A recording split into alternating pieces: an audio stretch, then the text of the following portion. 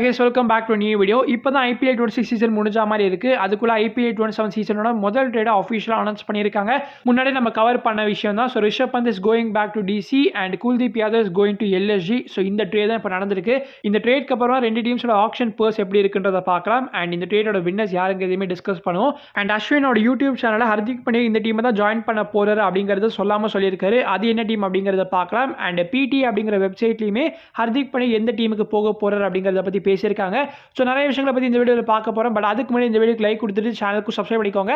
இப்போ வாங்க வீடியோக்குள்ளே போகலாம். நம்ம CSK கேப்டன் ருத்ராஜ் கேக்வாட் இப்போ ரீசெண்டாக ஸ்போர்ட்ஸ் ஸ்டார் வெப்சைட்டுக்கு ஒரு எக்ஸ்க்ளூசிவ் இன்டர்வியூ கொடுத்துருக்காரு. அதில் நிறைய CSK பற்றி ஷேர் பண்ணியிருக்காரு. ஃபர்ஸ்ட்லி CSK ஃபேன்ஸ் எல்லாருக்கும் ஒரு மெசேஜை கன்வே பண்ணியிருக்காரு. ஓவர் த லாஸ்ட் 14 or 15 இயர்ஸில் எங்களுக்கு நிறைய பெஸ்ட் டேஸ் இருந்திருக்கு. இப்போ நாங்கள் ஸ்ட்ரகிள் பண்ணுறோம், அதனால பொறுமையாக இருங்க. தென் ருத்து என்ன பிலீவ் பண்ணுறாருன்னா IPL we are still one of the best franchise-னு. அதில் எந்த ஒரு மாற்று கருத்தும் கிடையாது. இப்போ last 3 சீசனாக CSK maybe play off reach பண்ணாமல் இருந்திருக்கலாம். பட் CSK தான் வந்து most play off appearances, most final appearances அப்படிங்கிற எல்லா ரெக்கார்டையும் ஹோல்ட் பண்ணுறாங்க. CSK மாதிரி ஒரு ஃப்ரான்ச்சைஸி லீட் பண்ணுறது கண்டிப்பாக ப்ரெஷர் அண்ட் எக்ஸ்பெக்டேஷன் இருக்கும். ஸோ லாஸ்ட் 2 சீசன் உங்களுக்கு என்ன கற்றுக் கொடுத்துருக்கு அப்படின்னு கேட்டதுக்கு நம்ம ருத்துவோட பதில் என்னவா இருந்துச்சுன்னா, இப்போ RCB மாதிரி சக்ஸஸ்ஃபுல்லான டீம்ஸ் எடுத்து பாருங்களேன். அவங்க டீம்லேருந்து 3 or 4 மேஜர் பிளேஸை ரிமூவ் பண்ணிட்டீங்கன்னா கண்டிப்பாக அது ஒரு பெரிய நெகட்டிவ் இம்பாக்டாக இருக்கும். ஸோ அதெல்லாம் பீப்புள் கன்சிடர் பண்ணி பார்க்கணும். ஆனால் அதை பண்ண மாட்டாங்க. ஸோ ருத்து என்ன சொல்ல வரான்னு கண்டிப்பாக உங்களுக்கு புரிஞ்சிருக்கும். நம்ம டீமில் நிறைய இன்ஜுரி லாஸஸ் இருந்துச்சு இல்லையா. ஸோ கலீல் அஹ்மத் மாதிரி ஒரு ஃப்ரண்ட் லைன் பேசர் வந்து நமக்கு most of the season play பண்ணல. அண்ட் ஜேமி ஓவர்டன் கடைசி 3 மேட்சஸ் நம்மளுக்கு பிளே ஆஃப்ஸ் வந்து ரொம்ப க்ளோஸில் இருந்தோம். அந்த 3 மேட்சஸ் வின் பண்ணோம்னா கண்டிப்பாக பிளே ஆஃப்ஸ் ரீச் பண்ண முடியும் அப்படிங்கிற ஒரு சிச்சுவேஷனில் இருந்தப்போ ஜேமி ஓவர்டன் வந்து இங்கிலாந்துக்கு போயிட்டாரு. தென் ஆயுஷ் மாத்திரை இன்ஜுரினாலுமே CSK அஃபெக்ட் ஆனாங்க. ஸோ ருத்து இதுதான் சொல்ல வந்திருக்காரு. அண்ட் CSK மாதிரி ஃப்ரான்ச்சைசி வந்து எவ்ரியே நீங்கள் நல்லா ப்ளே பண்ணணும் அப்படிங்கிறத நினைக்கிறீங்க. ஏன்னா ஃப்ரான்ச்சைசி வந்து பாஸ்ட் 15 or 16 இயர்ஸ்க்கு அதுதான் செஞ்சிருக்காங்க. எப்பவுமே நீங்கள் நினைக்கிற மாதிரி எல்லாமே நடக்காது. ஸோ 25 கம்பேர் பண்ணுறப்போ இந்த 26 சீசன் வந்து கொஞ்சம் பெட்டராக தான் இருந்திருக்கு. அண்ட் எப்பவுமே நீங்கள் ஏதாவது ஒரு மிஸ்டேக் பண்ணுறீங்கன்னா அதுலேருந்து லேர்ன் பண்ணி உங்களால் இம்ப்ரூவ் மட்டும் தான் பண்ணிக்க முடியும். அதனால் நெக்ஸ்ட் இயர் இன்னுமே நிறைய இம்ப்ரூவ்மெண்ட்ஸோட வருவோம்னு சொல்லியிருக்காரு. அண்ட் கேப்டன்சினால உங்களோட பேட்டிங்கில் ஏதாவது அப்ரோச் மாறி இருக்கா அப்படின்னு கேட்டதுக்கு அப்படிலாம் எதுவும் கிடையாது. எப்பவுமே நான் கேப்டன்சி இருந்தாலும் சரி இல்லைனாலும் சரி என்னோட அப்ரோச் இப்படி தான் இருக்கும். ஸோ பெருசாக மைண்ட் செட் சேஞ்சுங்கிறது எதுவும் கிடையாது அப்படின்னு ருத்து சொல்லியிருக்காரு. இந்தியா அடுத்து அயர்லாண்டுக்கு எதிராக ஒரு T20 சீரிஸ் ப்ளே பண்ணுறாங்க. தென் இந்த அயர்லாந்து சீரிஸ்க்கு அப்புறம் இங்கிலாந்துக்கு அங்கேஸ்டாக ஒரு 5 மேட்ச் T20 சீரிஸ் இருக்குது. இந்த 2 சீரிஸ்லேருந்துமே இப்போ நிதிஷ்குமார் ரெட்டி ரூல்ட் அவுட் ஆகியிருக்காரு due to left quadriceps injury. ஆப்கானிஸ்தானுக்கு எதிராக 3rd ODI மேட்ச் ஏபாக்கில் ப்ளே பண்ணதுக்கு அப்புறமா அவருக்கு ஒரு டிஸ்கம்ஃபர்ட் இருந்திருக்கு. ஸோ ஸ்கேன்ஸ்ல எடுத்து பார்த்ததுக்கு அப்புறமா அந்த இன்ஜுரி கன்ஃபார்ம் ஆகியிருக்கு.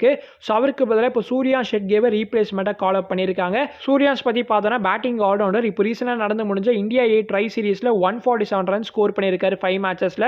சையத் முஷ்டாக் அலி ட்ராஃபி 24 சீசனில் மும்பை டீம் வின் பண்ணியிருப்பாங்க. அதில் ஒரு ஸ்டாண்டர்ட் பர்ஃபார்மராக இந்த சூர்யான்ஷ் ஷெட்கே இருந்திருக்காரு. 131 ரன் ஸ்கோர் பண்ணியிருக்காரு அட் ஸ்ட்ரைக் ரேட் ஆஃப் 251. இப்போ நம்ம IPL 27 சீசனோட ஃபர்ஸ்ட் அஃபிஷியல் ட்ரேட் அப்டேட் பற்றி பார்த்துலாம். So Rishabh Pant 15 crores DCA join பண்ணுறாரு. And Kuldeep Yadav 13.5 crores LSG join பண்ணுறாரு. இந்த ட்ரேட் ஸ்வாப் தான் இப்போ அஃபிஷியலாக அனௌன்ஸ் பண்ணியிருக்காங்க. கண்டிப்பாக இன்ட்ரெஸ்டிங் டைம்ஸ் என்ன சொல்லலாம். பிகாஸ் இப்போ ரிஷப் வந்து ட்ரேட் பண்ணியிருக்கிறதுனால LSG டீம் ஒரு நியூ கேப்டனை ஃபைன் பண்ணியாகணும். அந்த கேப்டன் வந்து இவங்க டீம்லேருந்தே ஃபைன் பண்ண போகிறாங்களா ஒரு ஆப்ஷன் மூலியமாக வந்து கொண்டு வர போகிறாங்களா அப்படிங்கிறத பொறுத்து இருந்து பார்ப்போம். இப்போதைக்கு கரண்ட் ஆப்ஷனாக பார்த்தோம்னா அவங்களுக்கு எய்டன் மார்க்கிற மாதிரி ஒரு பிளேயர் இருக்காரு. ஒரு மிச்சல் மார்ஷ் தான் வந்து மோஸ்ட்லி ஒரு பெர்ஃபெக்ட் சாய்ஸாக இருப்பார். அப்படியே DC பக்கம் வந்தால் இப்போ யார் விக்கெட் கீப்பராக சூஸ் பண்ணுவாங்க, ரிஷப் பந்தா ஆர் KL ராகுலா? அதுவுமே ஒரு இன்ட்ரெஸ்டிங்கான கொஸ்டின். அண்ட் DC அவங்களோட கேப்டனை யார் அப்பாயிண்ட் பண்ண போகிறாங்க? அக்ஷர் பட்டேல் இப்போ வந்து கண்டிப்பாக லீடர்ஷிப் சேஞ்ச் இருக்க போகுதுன்றது தெரிஞ்சிருச்சு. ஸோ அக்ஷர் பட்டேலுக்கு பதிலாக KL ராகுலுக்கு போகிறாங்களா ஆர் ரிஷப் பந்துக்கு போகிறாங்களா அப்படிங்கிறத பார்க்கணும். பட் மோஸ்ட் ப்ராபபிலி KL ராகுலுக்கு தான் போவாங்க அப்படிங்கிற மாதிரி நம்மளுக்கு ரிப்போர்ட்ஸ் வந்திருக்கு. இந்த ட்ரேடில் நிறைய மேக்ஸ் இன்வால்வ் ஆகியிருக்கு. ஏன்னா ரிஷப் பந்தோட ஆக்சுவல் வேல்யூங்கிறது வந்து 27 crores. ஆனால் இப்போ வந்து அவர் DC ஜாயின் பண்ணியிருக்கிறது 15 crores தான். ஸோ வந்து பே கட்டை வந்து அக்செப்ட் பண்ணியிருக்காரு. அதாவது 12 crores அவரோட பே கட் அக்செப்ட் பண்ணியிருக்காருன்னா பார்த்துக்கோங்க. ஃபைனலாக 2 டீம்ஸ்க்கு என்ன பர்ஸ் ரிமைனிங் இருக்குது அப்படிங்கிறத பார்த்துலாம். ஸோ ரிஷப் பந்த் என்ன 15 crores DC ஜாயின் பண்ணியிருந்தாலுமே LSGயில் அவர் 27 crores தான் இருந்தார். ஸோ LSG டீம் அவர் 27 crores தான் ரிலீஸ் பண்ணியிருக்காங்க. அந்த ஆக்சுவல் வேல்யூ தான் நம்ம எடுத்துக்கணும். ஸோ 27 crores ரிலீஸ் பண்ணியிருக்காங்க. அண்ட் குல்தீப் யாதவ் வந்து இப்போ அவங்க டீமுக்குள்ள கொண்டு வந்திருக்காங்க. ஸோ 13.5 crores வந்து அப்படியே மைனஸ் பண்ணிக்கோங்க. You will be left with 13.5 crores. And BCCI அடிஷனலாக 5 crores எல்லா டீமுக்குமே மினி ஆக்ஷனுக்கு முன்னாடி கொடுப்பாங்க. ஸோ அதை ஆட் பண்ணிக்கோங்க. அண்ட் லாஸ்ட் மினி ஆக்ஷனில் LSG உங்களை ஃபுல் பர்ஸாக மட்டும் யூஸ் பண்ணல. ஒரு 4.55 crores ரிமைனிங் இருக்குது. அதை அப்படியே கேரி ஃபார்வர்ட் பண்ணிக்கோங்க. அப்ராக்சிமேட்டாக LSG கிட்ட ஆஸ் ஆஃப் நோ 23 crores இருக்கும். தென் அப்படியே DC பக்கம் வந்தோன்னா அவங்க பந்த் 15 crores வாங்கியிருக்காங்க. ஆனால் ட்ரேட் பண்ணியிருக்கிற பிளேயர் பார்த்தீங்கன்னா Kuldeep Yadav which is 13.5 crores. So 15 minus 13.5 பண்ணிங்கன்னா உங்களுக்கு அரௌண்ட் 1.5 வரும் இல்லையா. ஸோ அந்த 1.5ங்கிற அந்த நம்பர் பார்த்தீங்கன்னா இப்போ DCயோட பர்ஸ்லேருந்து டிடெக்ட் ஆகும். இந்த ட்ரேடோட வின்னர்ஸ் யாருன்னு கேட்டிங்கன்னா நான் முன்னாடியே சொன்ன மாதிரி தான் ஒரு வீடியோவில் எனக்கு LSG தான் தோணுது. பிகாஸ் LSGக்கு உங்களுக்கு தேவையான ஒரு ஸ்பின்னர் கிடச்சிருக்கு. ஒரு எக்ஸ்பீரியன்ஸ் இந்தியன் ஸ்பின்னர் குல்தீப் யாதவோட கேலிபரில் வந்து ஒரு ஸ்பின்னர் கிடைக்கிறது it's quite rare. So so Kuldeep Yadav மாதிரி ஒரு பிளேயரே கிடைச்சிருக்கிறதுனால அவங்களுக்கு வந்து ரொம்ப ஹாப்பியாக இருக்கும். Pant is a great player, no doubts. But பந்தோட கரண்ட் ஒயிட் பால் ஃபார்முங்கிறது வந்து not up to the mark. Maybe அவர் டிசி அவரோட பழைய ஹோமுக்கு வந்து இப்போ போகிறதுனால பழைய பந்தாவே ரிட்டர்ன் ஆக வாய்ப்பு இருக்குது. பழைய பன்னீர் செல்வமா வராரா இல்லையாங்கிறது நம்ம வெயிட் பண்ணி தான் பார்க்கணும். லாஸ்ட்டாக இப்போ இந்த ஹர்திக் பாண்டியா ட்ரேடுக்கு வந்தோம்னா, ஸோ அஸ்வின் ரீசனோட யூடியூப் சேனல் என்ன சொல்லியிருக்காருன்னா, அவர் சிஎஸ்கேக்கெல்லாம் வரப்போகிறது கிடையாதுப்பா, மும்பை இந்தியன்ஸ் கரெக்டாக ஒரு லெஃப்ட் ஹேண்ட் பேட்டரை தான் தேடிட்டு இருக்காங்க. ஸோ லெஃப்ட் ஹேண்ட் பேட்டர் இருக்கக்கூடிய டீம் வந்து நீங்களே வந்து கண்டுபிடிச்சிக்கோங்க அப்படின்ற மாதிரி சொல்லியிருக்காரு. It's none other than RR, because அவங்க டீமில் தான் ஓப்பனர் எஸ்எஸ்சி ஜெய்ஸ்வால் லெஃப்ட் ஹேண்ட் பேட்டர் இருக்காரு. மோரோவர் அந்த ட்ரேடை பற்றி தான் ஆன்லைனில் நிறைய ஸ்பெகுலேஷன் போயிட்டு இருந்துச்சு. ஸோ மேபி அஸ்வின் அதை தான் வந்து சொல்ல வந்திருக்காருன்னு நினைக்கிறேன். தென் பிடிஏ வெப்சைட்டில் என்ன சொல்லியிருக்காங்கன்னா, Kolkata night Riders and Rajasthan Royals இந்த ரெண்டு டீம்ஸ் தான் வந்து இப்போதைக்கு இன்ட்ரெஸ்டடாக இருக்காங்கன்னு. கொல்கத்தா ஆல்ரெடி ரிஷப் பந்துக்கு ட்ரை பண்ணி பார்த்தாங்க, பட் சரியா வந்து அமையல. அதனால தான் அந்த ட்ரேட் கால் ஆஃப் ஆகிருச்சு. பட் இந்த ட்ரேட்ல அவங்க கண்டிப்பாக ரொம்ப ஆக்டிவாக இருக்க போறாங்கன்னு தோணுது. ஏன்னா அவங்களுக்கு கண்டிப்பாக டெஃபினட்டாக ஒரு கேப்டன் தேவைப்படுது. அண்ட் எனக்கு நம்ம ராணேவை ரிலீஸ் பண்ண வாய்ப்பு இருக்குன்னு தான் தோணுது. அவர் ஒரு பிளேயராக கூட ப்ளே பண்ண வைக்க மாட்டாங்க. அவருக்கு இந்த லெவலில் ஸ்பாட்டே கிடையாது. ஆக்சுவலி அவர் எப்படியாவது ஃபிட்டின் பண்ணி ப்ளே பண்ண வைக்கணும் அப்படின்ற மாதிரி தான் இவ்வளோ நாட்களாக பண்ணிட்டு இருந்தாங்க. ஏன்னா அவர் கேப்டனாக இருக்கிறதுனால. ஸோ அந்த கேப்டன்சிங்கிற ரோலை வந்து அஜின்கா ராணிக்கிட்டேருந்து எடுத்துட்டிங்கன்னா மோஸ்ட் லைக்லி அவர் டீமில் இருக்கிறதுக்கான அந்த ஒரு ரீசனுங்கிறது இருக்காது. கேகேஆரோட டாப் மேனேஜ்மெண்ட் அண்ட் மும்பை இந்தியன்ஸோட ஓனர்ஸ் இவங்க ரெண்டு பேருக்கு இடையில் மல்டிபிள் டிஸ்கஷன்ஸ் வந்து நடந்திருக்குன்ற மாதிரி இப்போ ரீசனாக பிடிஏல வந்து சொல்லியிருக்காங்க. இது எந்த அளவுக்கு உண்மை தெரியல, பட் பிடிஏ கொஞ்சம் ட்ரஸ்டபிளான சோர்ஸ் தான், அதனால் நீங்கள் நம்பலாம். ஒரு ட்ரேடில் ஃப்ரான்ச்சைசி மட்டும் எல்லா முடிவும் எடுத்துட மாட்டாங்க. பிளேயர்ஸோட கன்சர்னுமே வந்து மேட்டர்ஸ் தான். ஸோ பிளேயர் வந்து இன்கேஸ் எனக்கு கேகேஆருக்கோ இல்லை ஆர்ஆருக்கோ போக விருப்பம் இல்லைனா அந்த பிளேயர் வந்து நீங்கள் ஆப்ஷனுக்கு தான் ரிலீஸ் பண்ணுற மாதிரி இருக்கும்.